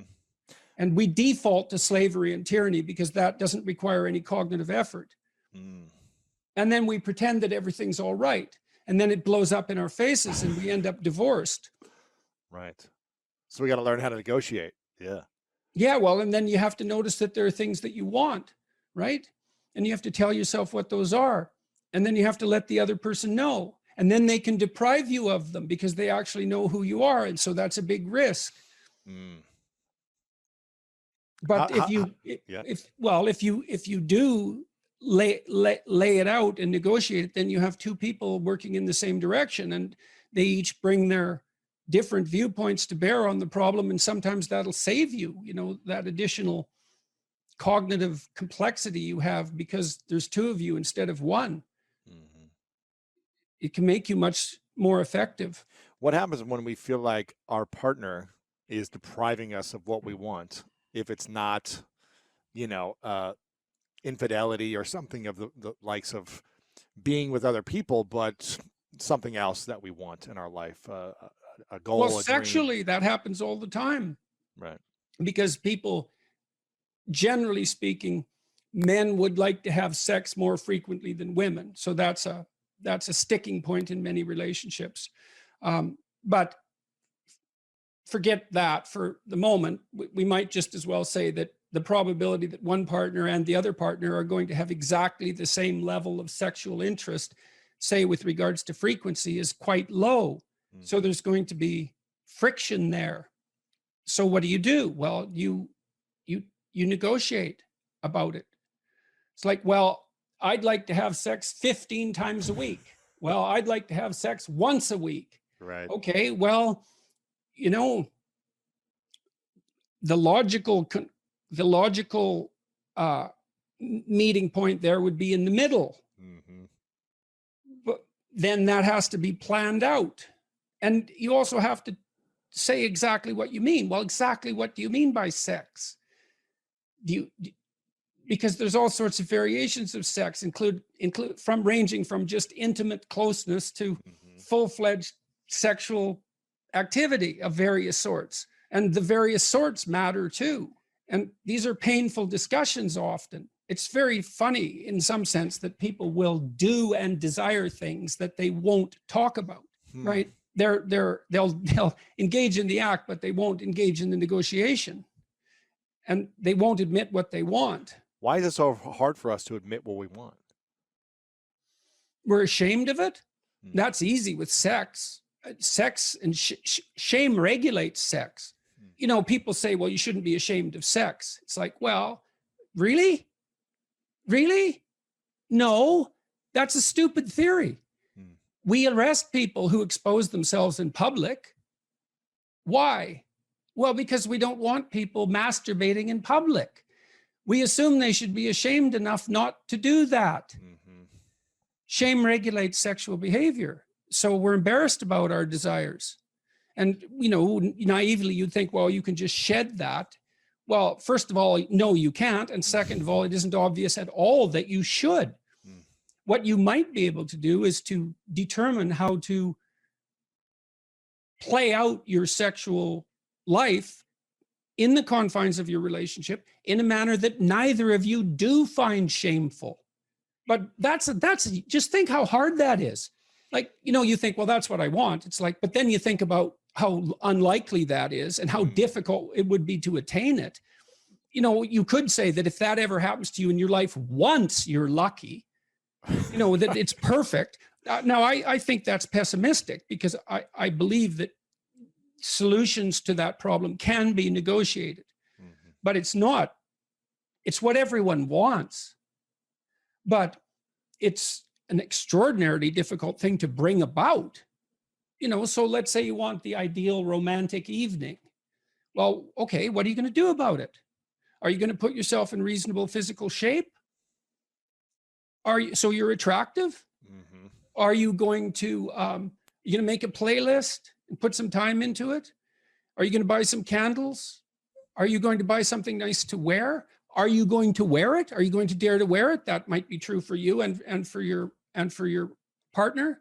Are they going to dare to wear it? Are you going to be smart enough, if they do wear it, to respond in a way that makes them feel confident and increases the probability that they'll do it again? Are you going to do whatever is necessary to make yourself physically attractive in that moment? Are you going to have the kids put away?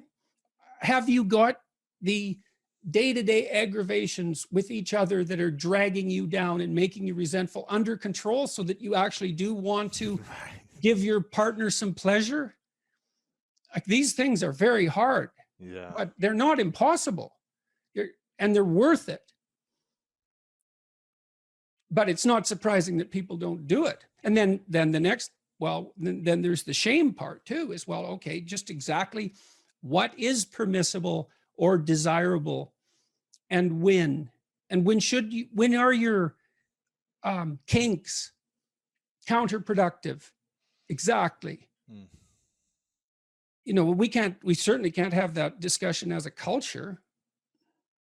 On the one hand, we think, we're so split on this. On the one hand, we think any sexual misbehavior should be subject to the harshest of punishments, and everything goes and is acceptable. It's like, well, good luck having both of those ideas. Right. It's so interesting to me to watch this. There's just outrage, constant outrage about sexual misbehavior. And fair enough. Like, that doesn't surprise me. When you mean sexual misbehavior, you mean someone cheating or someone having an affair, or what sexual misbehavior? Yes, or unwanted sexual attention or sexual harassment. And I'm not saying these things don't happen, or that they're not nefarious and awful. Obviously they are. It's no wonder that happens. But at the same time, we also are obsessed with the notion that any sexual interest of any sort whatsoever, with the possible exception of sexual interest in children, is absolutely laudable. Well, sorry, you can't have both of those things. Right. So, and because we want both of them, insist upon both of them, then we can't even have a discussion. We can't have a discussion about pornography. It doesn't look to me like pornography is really a very good idea. I don't think it's helping anyone. Now, there might be codicils to that: freedom of expression, some potential educational utility, the pleasure that's a consequence of sexual utilization of pornographic material. But I would still say, seeing all that it's not a net social good. It doesn't do the people who produce it or who consume it any good. And I don't believe that anyone feels like a better human being after utilizing pornography for sexual gratification. Now, you might say, well, that's because they've been shamed about sex since they're born, and and that's a consequence of our crooked culture. And in a utopian world, we wouldn't have that shame. And no, it's way more complicated than that. And I read something in one of the YouTube comments in my video the other day. I was talking to Abigail Schreier about the apparent fact that today's teenagers are having much less sex. One person commented that there's the shame that men feel when sex is a spectator sport rather than a participatory act. And then you think, well, the mere fact that you're watching two other people, one of whom isn't you, having sex instead of having sex, really implies something either about it implies something about your desirability. It's pretty hard to shake that, isn't it? Or your courage. Why is it that you're sitting there alone at night with your laptop on your lap? What the hell's wrong with you? Well, nothing. It's just, we should dispense with sexual shame. It's like, no, probably not. That's probably not the answer. It's like, you don't need to have all these things, but you better have most of them. Family, friends, career, educational goals, plans for, time outside of work, attention to your mental and physical health, etc. You know, that's what life is about. And if you don't have any of those things, well, then all you've got left is misery and suffering. So that's a bad deal for you. So once you set up that goal structure, let's say, and that's really in many ways that's what you should be doing at university. That's exactly what you should be doing, is trying to figure out who it is that you're trying to be, right? And you aim at that, and then you use everything you learn as a means of building that person that you want to be. And I really mean want to be. I don't mean should be, even those things are going to overlap. And it's important to distinguish between those, because that's partly, and this is back down to the micro routine analysis. So if I was saying, well, you're going to try to make yourself more industrious. Okay, number one, specify your damn goals, because how are you going to hit something if you don't know what it is? That isn't going to happen. And often people won't specify their goals too, because they don't like to specify conditions for failure. So if you keep yourself all vague and foggy, which is real easy, because that's just a matter of not doing as well, then you don't know when you fail. And people might say, well, I really don't want to know when I fail, because that's painful, so I'll keep myself blind about when I fail. That's fine, except you'll fail all the time then. You just won't know it until you've failed so badly that you're done. And that can easily happen by the time you're 40. So I would recommend that you don't let that happen. So that's willful blindness, right? You could have known, but you chose not to. Okay, so once you get your goal structure set up, you think, okay, if I could have this life, looks like that might be worth living, despite the fact that it's going to be, you know, anxiety provoking and threatening, and there's going to be some suffering and loss involved and all of that. Obviously, the goal is to have a vision for your life such that, all things considered, that justifies your effort. Okay, so then what do you do? Well, then you turn down to the micro routines. It's like, okay, well, this is what I'm aiming for. How does that instantiate itself day to day, week to week, month to month? And that's where something like a schedule can be unbelievably useful. Google Calendar. It's like, make a damn schedule and stick to it. Okay, so what's the rule with the schedule? It's not a bloody prison. That's the first thing that people do wrong. They say, well, I don't like to follow a schedule. Well, it's like, well, what kind of schedule are you setting up? Well, I have to do this, then I have to do this, then I have to do this, you know, and then I just go play video games, because who wants to do all these things that I have to do? It's like, wrong. Set the damn schedule up so that you have the day you want. That's the trick. It's like, okay, I've got tomorrow. If I was going to set it up so it was the best possible day I could have, practically speaking, what would it look like? Well, then you schedule that. And obviously there's a bit of responsibility that's going to go along with that, because if you have any sense, one of the things that you're going to insist upon is that at the end of the day, you're not in worse shape than you were than at the beginning of the day, right? Because that's a stupid day. If you have a bunch of those in a row, you just dig yourself a hole and then you bury yourself in it. It's like, sorry, that's just not a good strategy. It's a bad strategy. So maybe 20% of your day has to be responsibility and obligation, or maybe it's more than that, depending on how far behind you are. But even that, you can ask yourself, okay, well, I've got these responsibilities. I have to schedule the damn things in. What's the right ratio of responsibility to reward? And you can ask yourself that, just like you'd negotiate with someone who is working for you. It's like, okay, you got to work tomorrow. Okay, so I want you to work tomorrow. And you might say, okay, well, what are you going to do for me that makes it likely that I'll work for you? Well, you could ask yourself that, you know. So maybe you do an hour of responsibility and then you play a video game for 15 minutes. I don't know, whatever turns your crank, man. But, you know, you have to negotiate with yourself and not tyrannize yourself. Like you're negotiating with someone that you care for, that you would like to be productive and have a good life. And that's how you make the schedule. It's like, and then you look at the day and you think, well, if I had that day, that'd be good. Great. You know, and you're useless and horrible, so you'll probably only hit it with about 70% accuracy, but that beats the hell out of 0, right? And if you hit it even with 50% accuracy, another rule is, well, aim for 51% the next week, or 50.5% for God's sake, or because you're going to hit that position where things start to loop back positively and spiral you upward. And so that's one way that you can work on your conscientiousness, is plan a life you'd like to have. And you do that partly by referring to social norms. That's more or less rescuing your father from the belly of the whale. But the other way you do that is by having a little conversation with yourself about, as if you don't really know who you are, because you know what you're like. You won't do what you're told. You won't do what you tell yourself to do. You must have noticed that. It's like you're a bad employee and a worse boss, and both of those work, you know, for you. You don't know what you want to do, and then when you tell yourself what to do, you don't do it anyways. You should fire yourself and find someone else to be. But you know, my point is that you have to understand that you're not your own servant, so to speak. You're someone that you have to negotiate with, and you're someone that you want to present the opportunity of having a good life to. And that's hard for people because they don't like themselves very much. So, you know, they're always like cracking the whip and then procrastinating, and cracking the whip and then procrastinating, and it's like, God, it's so boring and such a pathetic way of spending your time. And you know what that's like because you probably waste like 6 hours a day. And I think we did an economic calculation about that a while back, right?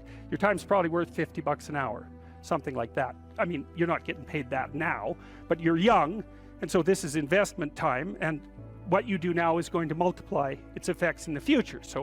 So let's say it's $50 an hour, which is perfectly reasonable. So if you waste 6 hours a day, and you are, then you're wasting about $2,000 a week, or about $100,000 a year. So like, go ahead, but that's what it's costing you every hour. And you need to know what your damn time is worth. So let's say it's not $50, it's 30, whatever. Maybe it's 100, it's somewhere in that range. One of the things you should be asking yourself is, when you spend an hour, was that, well, would have I paid someone $50 to have had that hour? And if the answer is no, it's like, well, maybe you should do something else with your time. And it depends on whether or not you think that your time's worthwhile. But the funny thing about not assuming that is, if you assume your time isn't worthwhile, what happens is you don't just sit around sort of randomly in a state of responsibilityless bliss. What you do is you suffer existentially. And so that seems like a stupid solution. Let's say you want to become who you could be in the fullest sense. So let's say you're someone who's going to solve some serious problems. Okay, the first thing you have to do is admit to the seriousness of the problems. That's no joke. And so the first thing is just the terror of the problem itself. And that's enough to paralyze you, right? And that's the Hydra, that's the Gorgon with the head of snakes. It'll paralyze you and turn you to stone. That's the basilisk in the Harry Potter series. You look at it and it turns you to stone and lurks underneath everything, right? And it's malevolence and tragedy. And so there's that. And then the next is, well, you're going to take responsibility for that? You're really going to do that, are you? That's a hell of a load, man. And so it's daunting to even consider that. And then there's the discipline and responsibility that necessitates, which is also daunting. It's like, oh my God, the problem's that serious? I'm really going to have to get my act together in order to not contribute to it, much less solve it. And so the problem is terrible, and then the solution is daunting. But the upside of that is like, well, there isn't anything better to have than a problem that's worth solving, like that's really worth solving, right? And so the more of that you take on, the more you have a reason to get out of bed in the morning, no matter what. Like, I'm getting up, I'm trudging forward. Doesn't matter what I'm suffering from. I've got things that need to be done. They're necessary. And that gives you that sense of purpose that is the antidote to bitterness. Okay, well, let's say you want your life to be meaningful. It's like, okay, then what you do matters.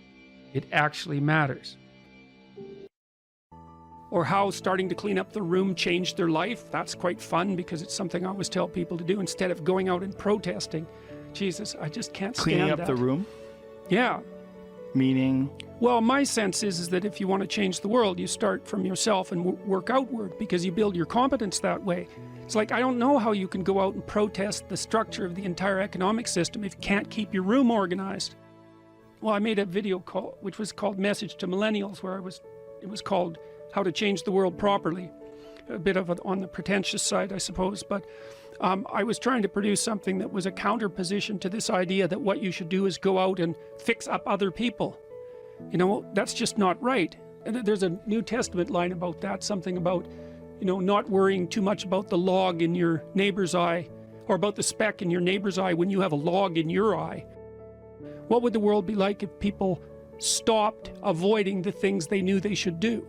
You know, because the question is, how much are we contributing to the fact that life is an existential catastrophe and a tragedy? How much is our own corruption contributing to that? That's a really worthwhile question. The things you leave undone because you're angry, you're resentful, you're lazy, you have inertia. Well, you consult your conscience and it says, well, you know, that place over there could use a little work. It's the same as working on yourself, and so you clean that up because you can, and then things are a little clearer around you, and you're a little better off because you've practiced a bit, and so you're a little stronger, and then something else manifests itself and says, well, maybe you could like take a crack at fixing me up too. So you decide to do that, and then that gets a little bit more pristine, you know, and soon, and it's humble because you're not exceeding your domain of competence. You know, it's like, don't be fixing up the economy, 18-year-olds. You don't know anything about the economy. It's a massive, complex machine beyond anyone's understanding, and you mess with it at your peril. So, and can you even clean up your own room? No. Well, you should think about that. You should think about that. What could you do to improve yourself? Well, let's step one step backwards. The first question might be, why should you even bother improving yourself? And I think the answer to that is something like, so you don't suffer any more stupidly than you have to. And maybe so others don't have to either. It's something like that. You know, like there's a real injunction at the bottom of it. It's not some casual self-help doctrine. It's that if you don't organize yourself properly, you'll pay for it, and in a big way, and so will the people around you. Now, and you could say, well, I don't care about that, but that's actually not true. You actually do care about that, because if you're in pain, you will care about it. And so you do care about it, even if it's just that negative way, you know. It's very rare that you can find someone who's in excruciating pain who would ever say, well, it would be no better if I was out of this. It's sort of pain is one of those things that brings the idea that it would be better if it didn't exist along with it. It's incontrovertible. So you get your act together so that there isn't any more stupid pain around you than necessary. Well, so then the question might be, well, how would you go about getting your act together? And the answer to that, and this is a phenomenological idea too, it's something like, look around for something that bothers you and see if you can fix it. So now you think, well, let's say you go into you can do this in a room. It's quite fun to do it just when you're sitting in a room, like a room, maybe your bedroom. You can sit there and just sort of meditate on it and think, okay, if I wanted to spend 10 minutes making this room better, what would I have to do? And you have to ask yourself that, right? It's not a command, it's like a genuine question. And things will pop out in the room that you know, like there's a stack of papers over there that's kind of bugging you, and you know that maybe little order there would be a good thing, and you know you haven't, there's some rubbish behind your computer monitor that you haven't attended to for like 6 months, and the room would be slightly better if it was a little less dusty and the cables weren't all tangled up the same way. And like if you allow yourself just to consider the expanse in which you exist at that moment, there'll be all sorts of things that'll pop out in it that you could just fix. And you know, I might say, well, if you were coming to see me for psychotherapy, the easiest thing for us to do first would just be to get you to organize your room. You think, well, is that psychotherapy? And the answer is, well, it depends on how you conceive the limits of your being. And I would say, start where you can start. You know, if something announces itself to you, which is a strange way of thinking about it, as in need of repair, that you could repair, then, hey, fix it. You fix 100 things like that, your life will be a lot different. You know, I often tell people too, fix the things you repeat every day, because people tend to think of those as trivial, right? You get up, you brush your teeth, you have your breakfast, you know, you have your routines that you go through every day. Well, those probably constitute 50% of your life. And people think, well, they're mundane, I don't need to pay attention to them. It's like, no, that's exactly wrong. The things you do every day, those are the most important things you do. Hands down. All you have to do is do the arithmetic. You figure it out right away. So 100 adjustments to your broader domain of being, and there's a lot less rubbish, and there's a lot less rubbish around, and a lot fewer traps for you to step into. And so that's in keeping with Jung's idea about erasing once you've got your mind and your emotions together, and once you're acting that out, then you can extend what you're willing to consider yourself and start fixing up the things that are part of your broader extent. Now, sometimes you don't know how to do that. So you might say, imagine you're walking down Bloor Street and there's this guy who's like alcoholic and schizophrenic and has been on the streets for 10 years. He sort of stumbles towards you and, you know, incoherently mutters something. That's a problem. And it would be good if you could fix it, but you haven't got a clue about how to fix that. You just walk around that and go find something that you could fix, because if you muck about in that, not only is it unlikely that you'll help that person, it's very likely that you'll get hurt yourself.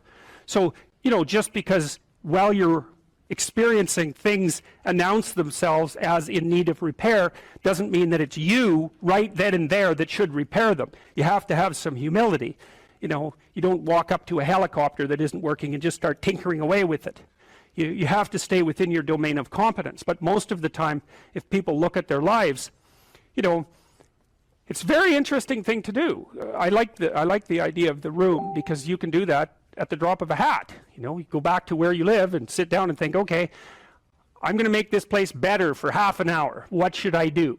And you have to ask, and things will just pop up like mad. And it's partly because your mind is a very strange thing. As soon as you give it a name, a genuine aim, it'll reconfigure the world in keeping with that aim. That's actually how you see to begin with. And so if you set it a task, especially, you have to be genuine about it, which is why you have to bring your thoughts and emotions together, and then you have to get them in your body so you're acting consistently. You have to be genuine about the aim, but once you aim, the world will reconfigure itself around that aim, which is very strange. And it's technically true.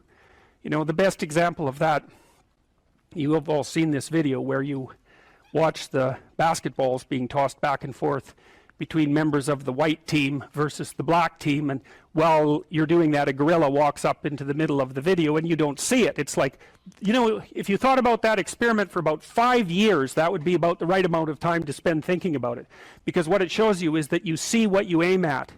And that, man, if you can get one thing through your head as a consequence of even being in university, that would be a good one. You see what you aim at. And so, because one inference you might draw from that is, be careful what you aim at, right? What you aim at determines the way the world manifests itself to you. And so if the world is manifesting itself in a very negative way, one thing to ask is, are you aiming at the right thing? Now, you know, I'm not trying to reduce everybody's problems to an improper aim. People get cut off at the knees for all sorts of reasons. You know, they get sick, they have accidents. There's a random element to being, that's for sure. And so you don't want to take anything, even that particular phrase, too far. You want to bind it with the fact that random things do happen to people, but it's still a great thing to ask. We should make a very clear distinction here that often when people are embittered and resentful and feel like they're victims, it's because really awful things have happened to them. Now, not always, but often.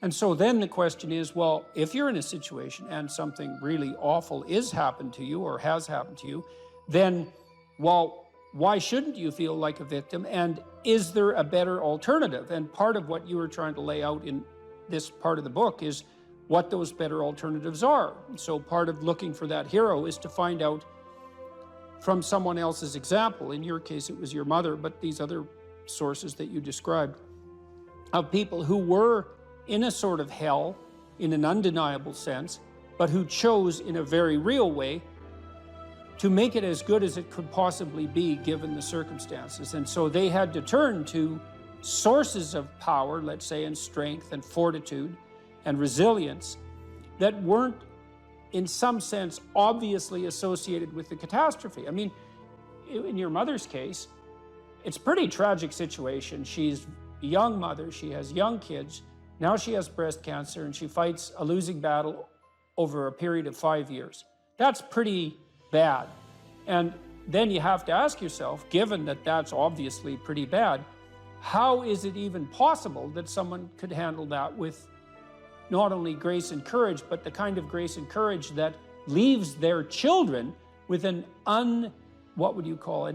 immovable sense of the ability to prevail in the face of the deepest adversity. I mean, that's really something. You said here, thousands have come before you and they did just fine. So quit your complaining. And it's not because you have nothing to complain about. That's not the case. It's that that's not the right approach. The fact is, and this is such an optimistic fact, as well as a judgment in some sense. The fact is that if someone else can do it, so can you. And that's something, right? If you're reading about the great heroes in history, people who are in these terrible situations, and you see someone rise to the occasion, and then you can say, well, that was a person who did that, and I'm a person, and so maybe I have that capacity too, even though I don't know how to approach it. And then some of the rest of your book, much of the rest of your book, I would say in some sense is a guide to help people figure out how they could approach that. One of the things you point out first is, well, notice who you admire. And then maybe try consciously practicing becoming like that.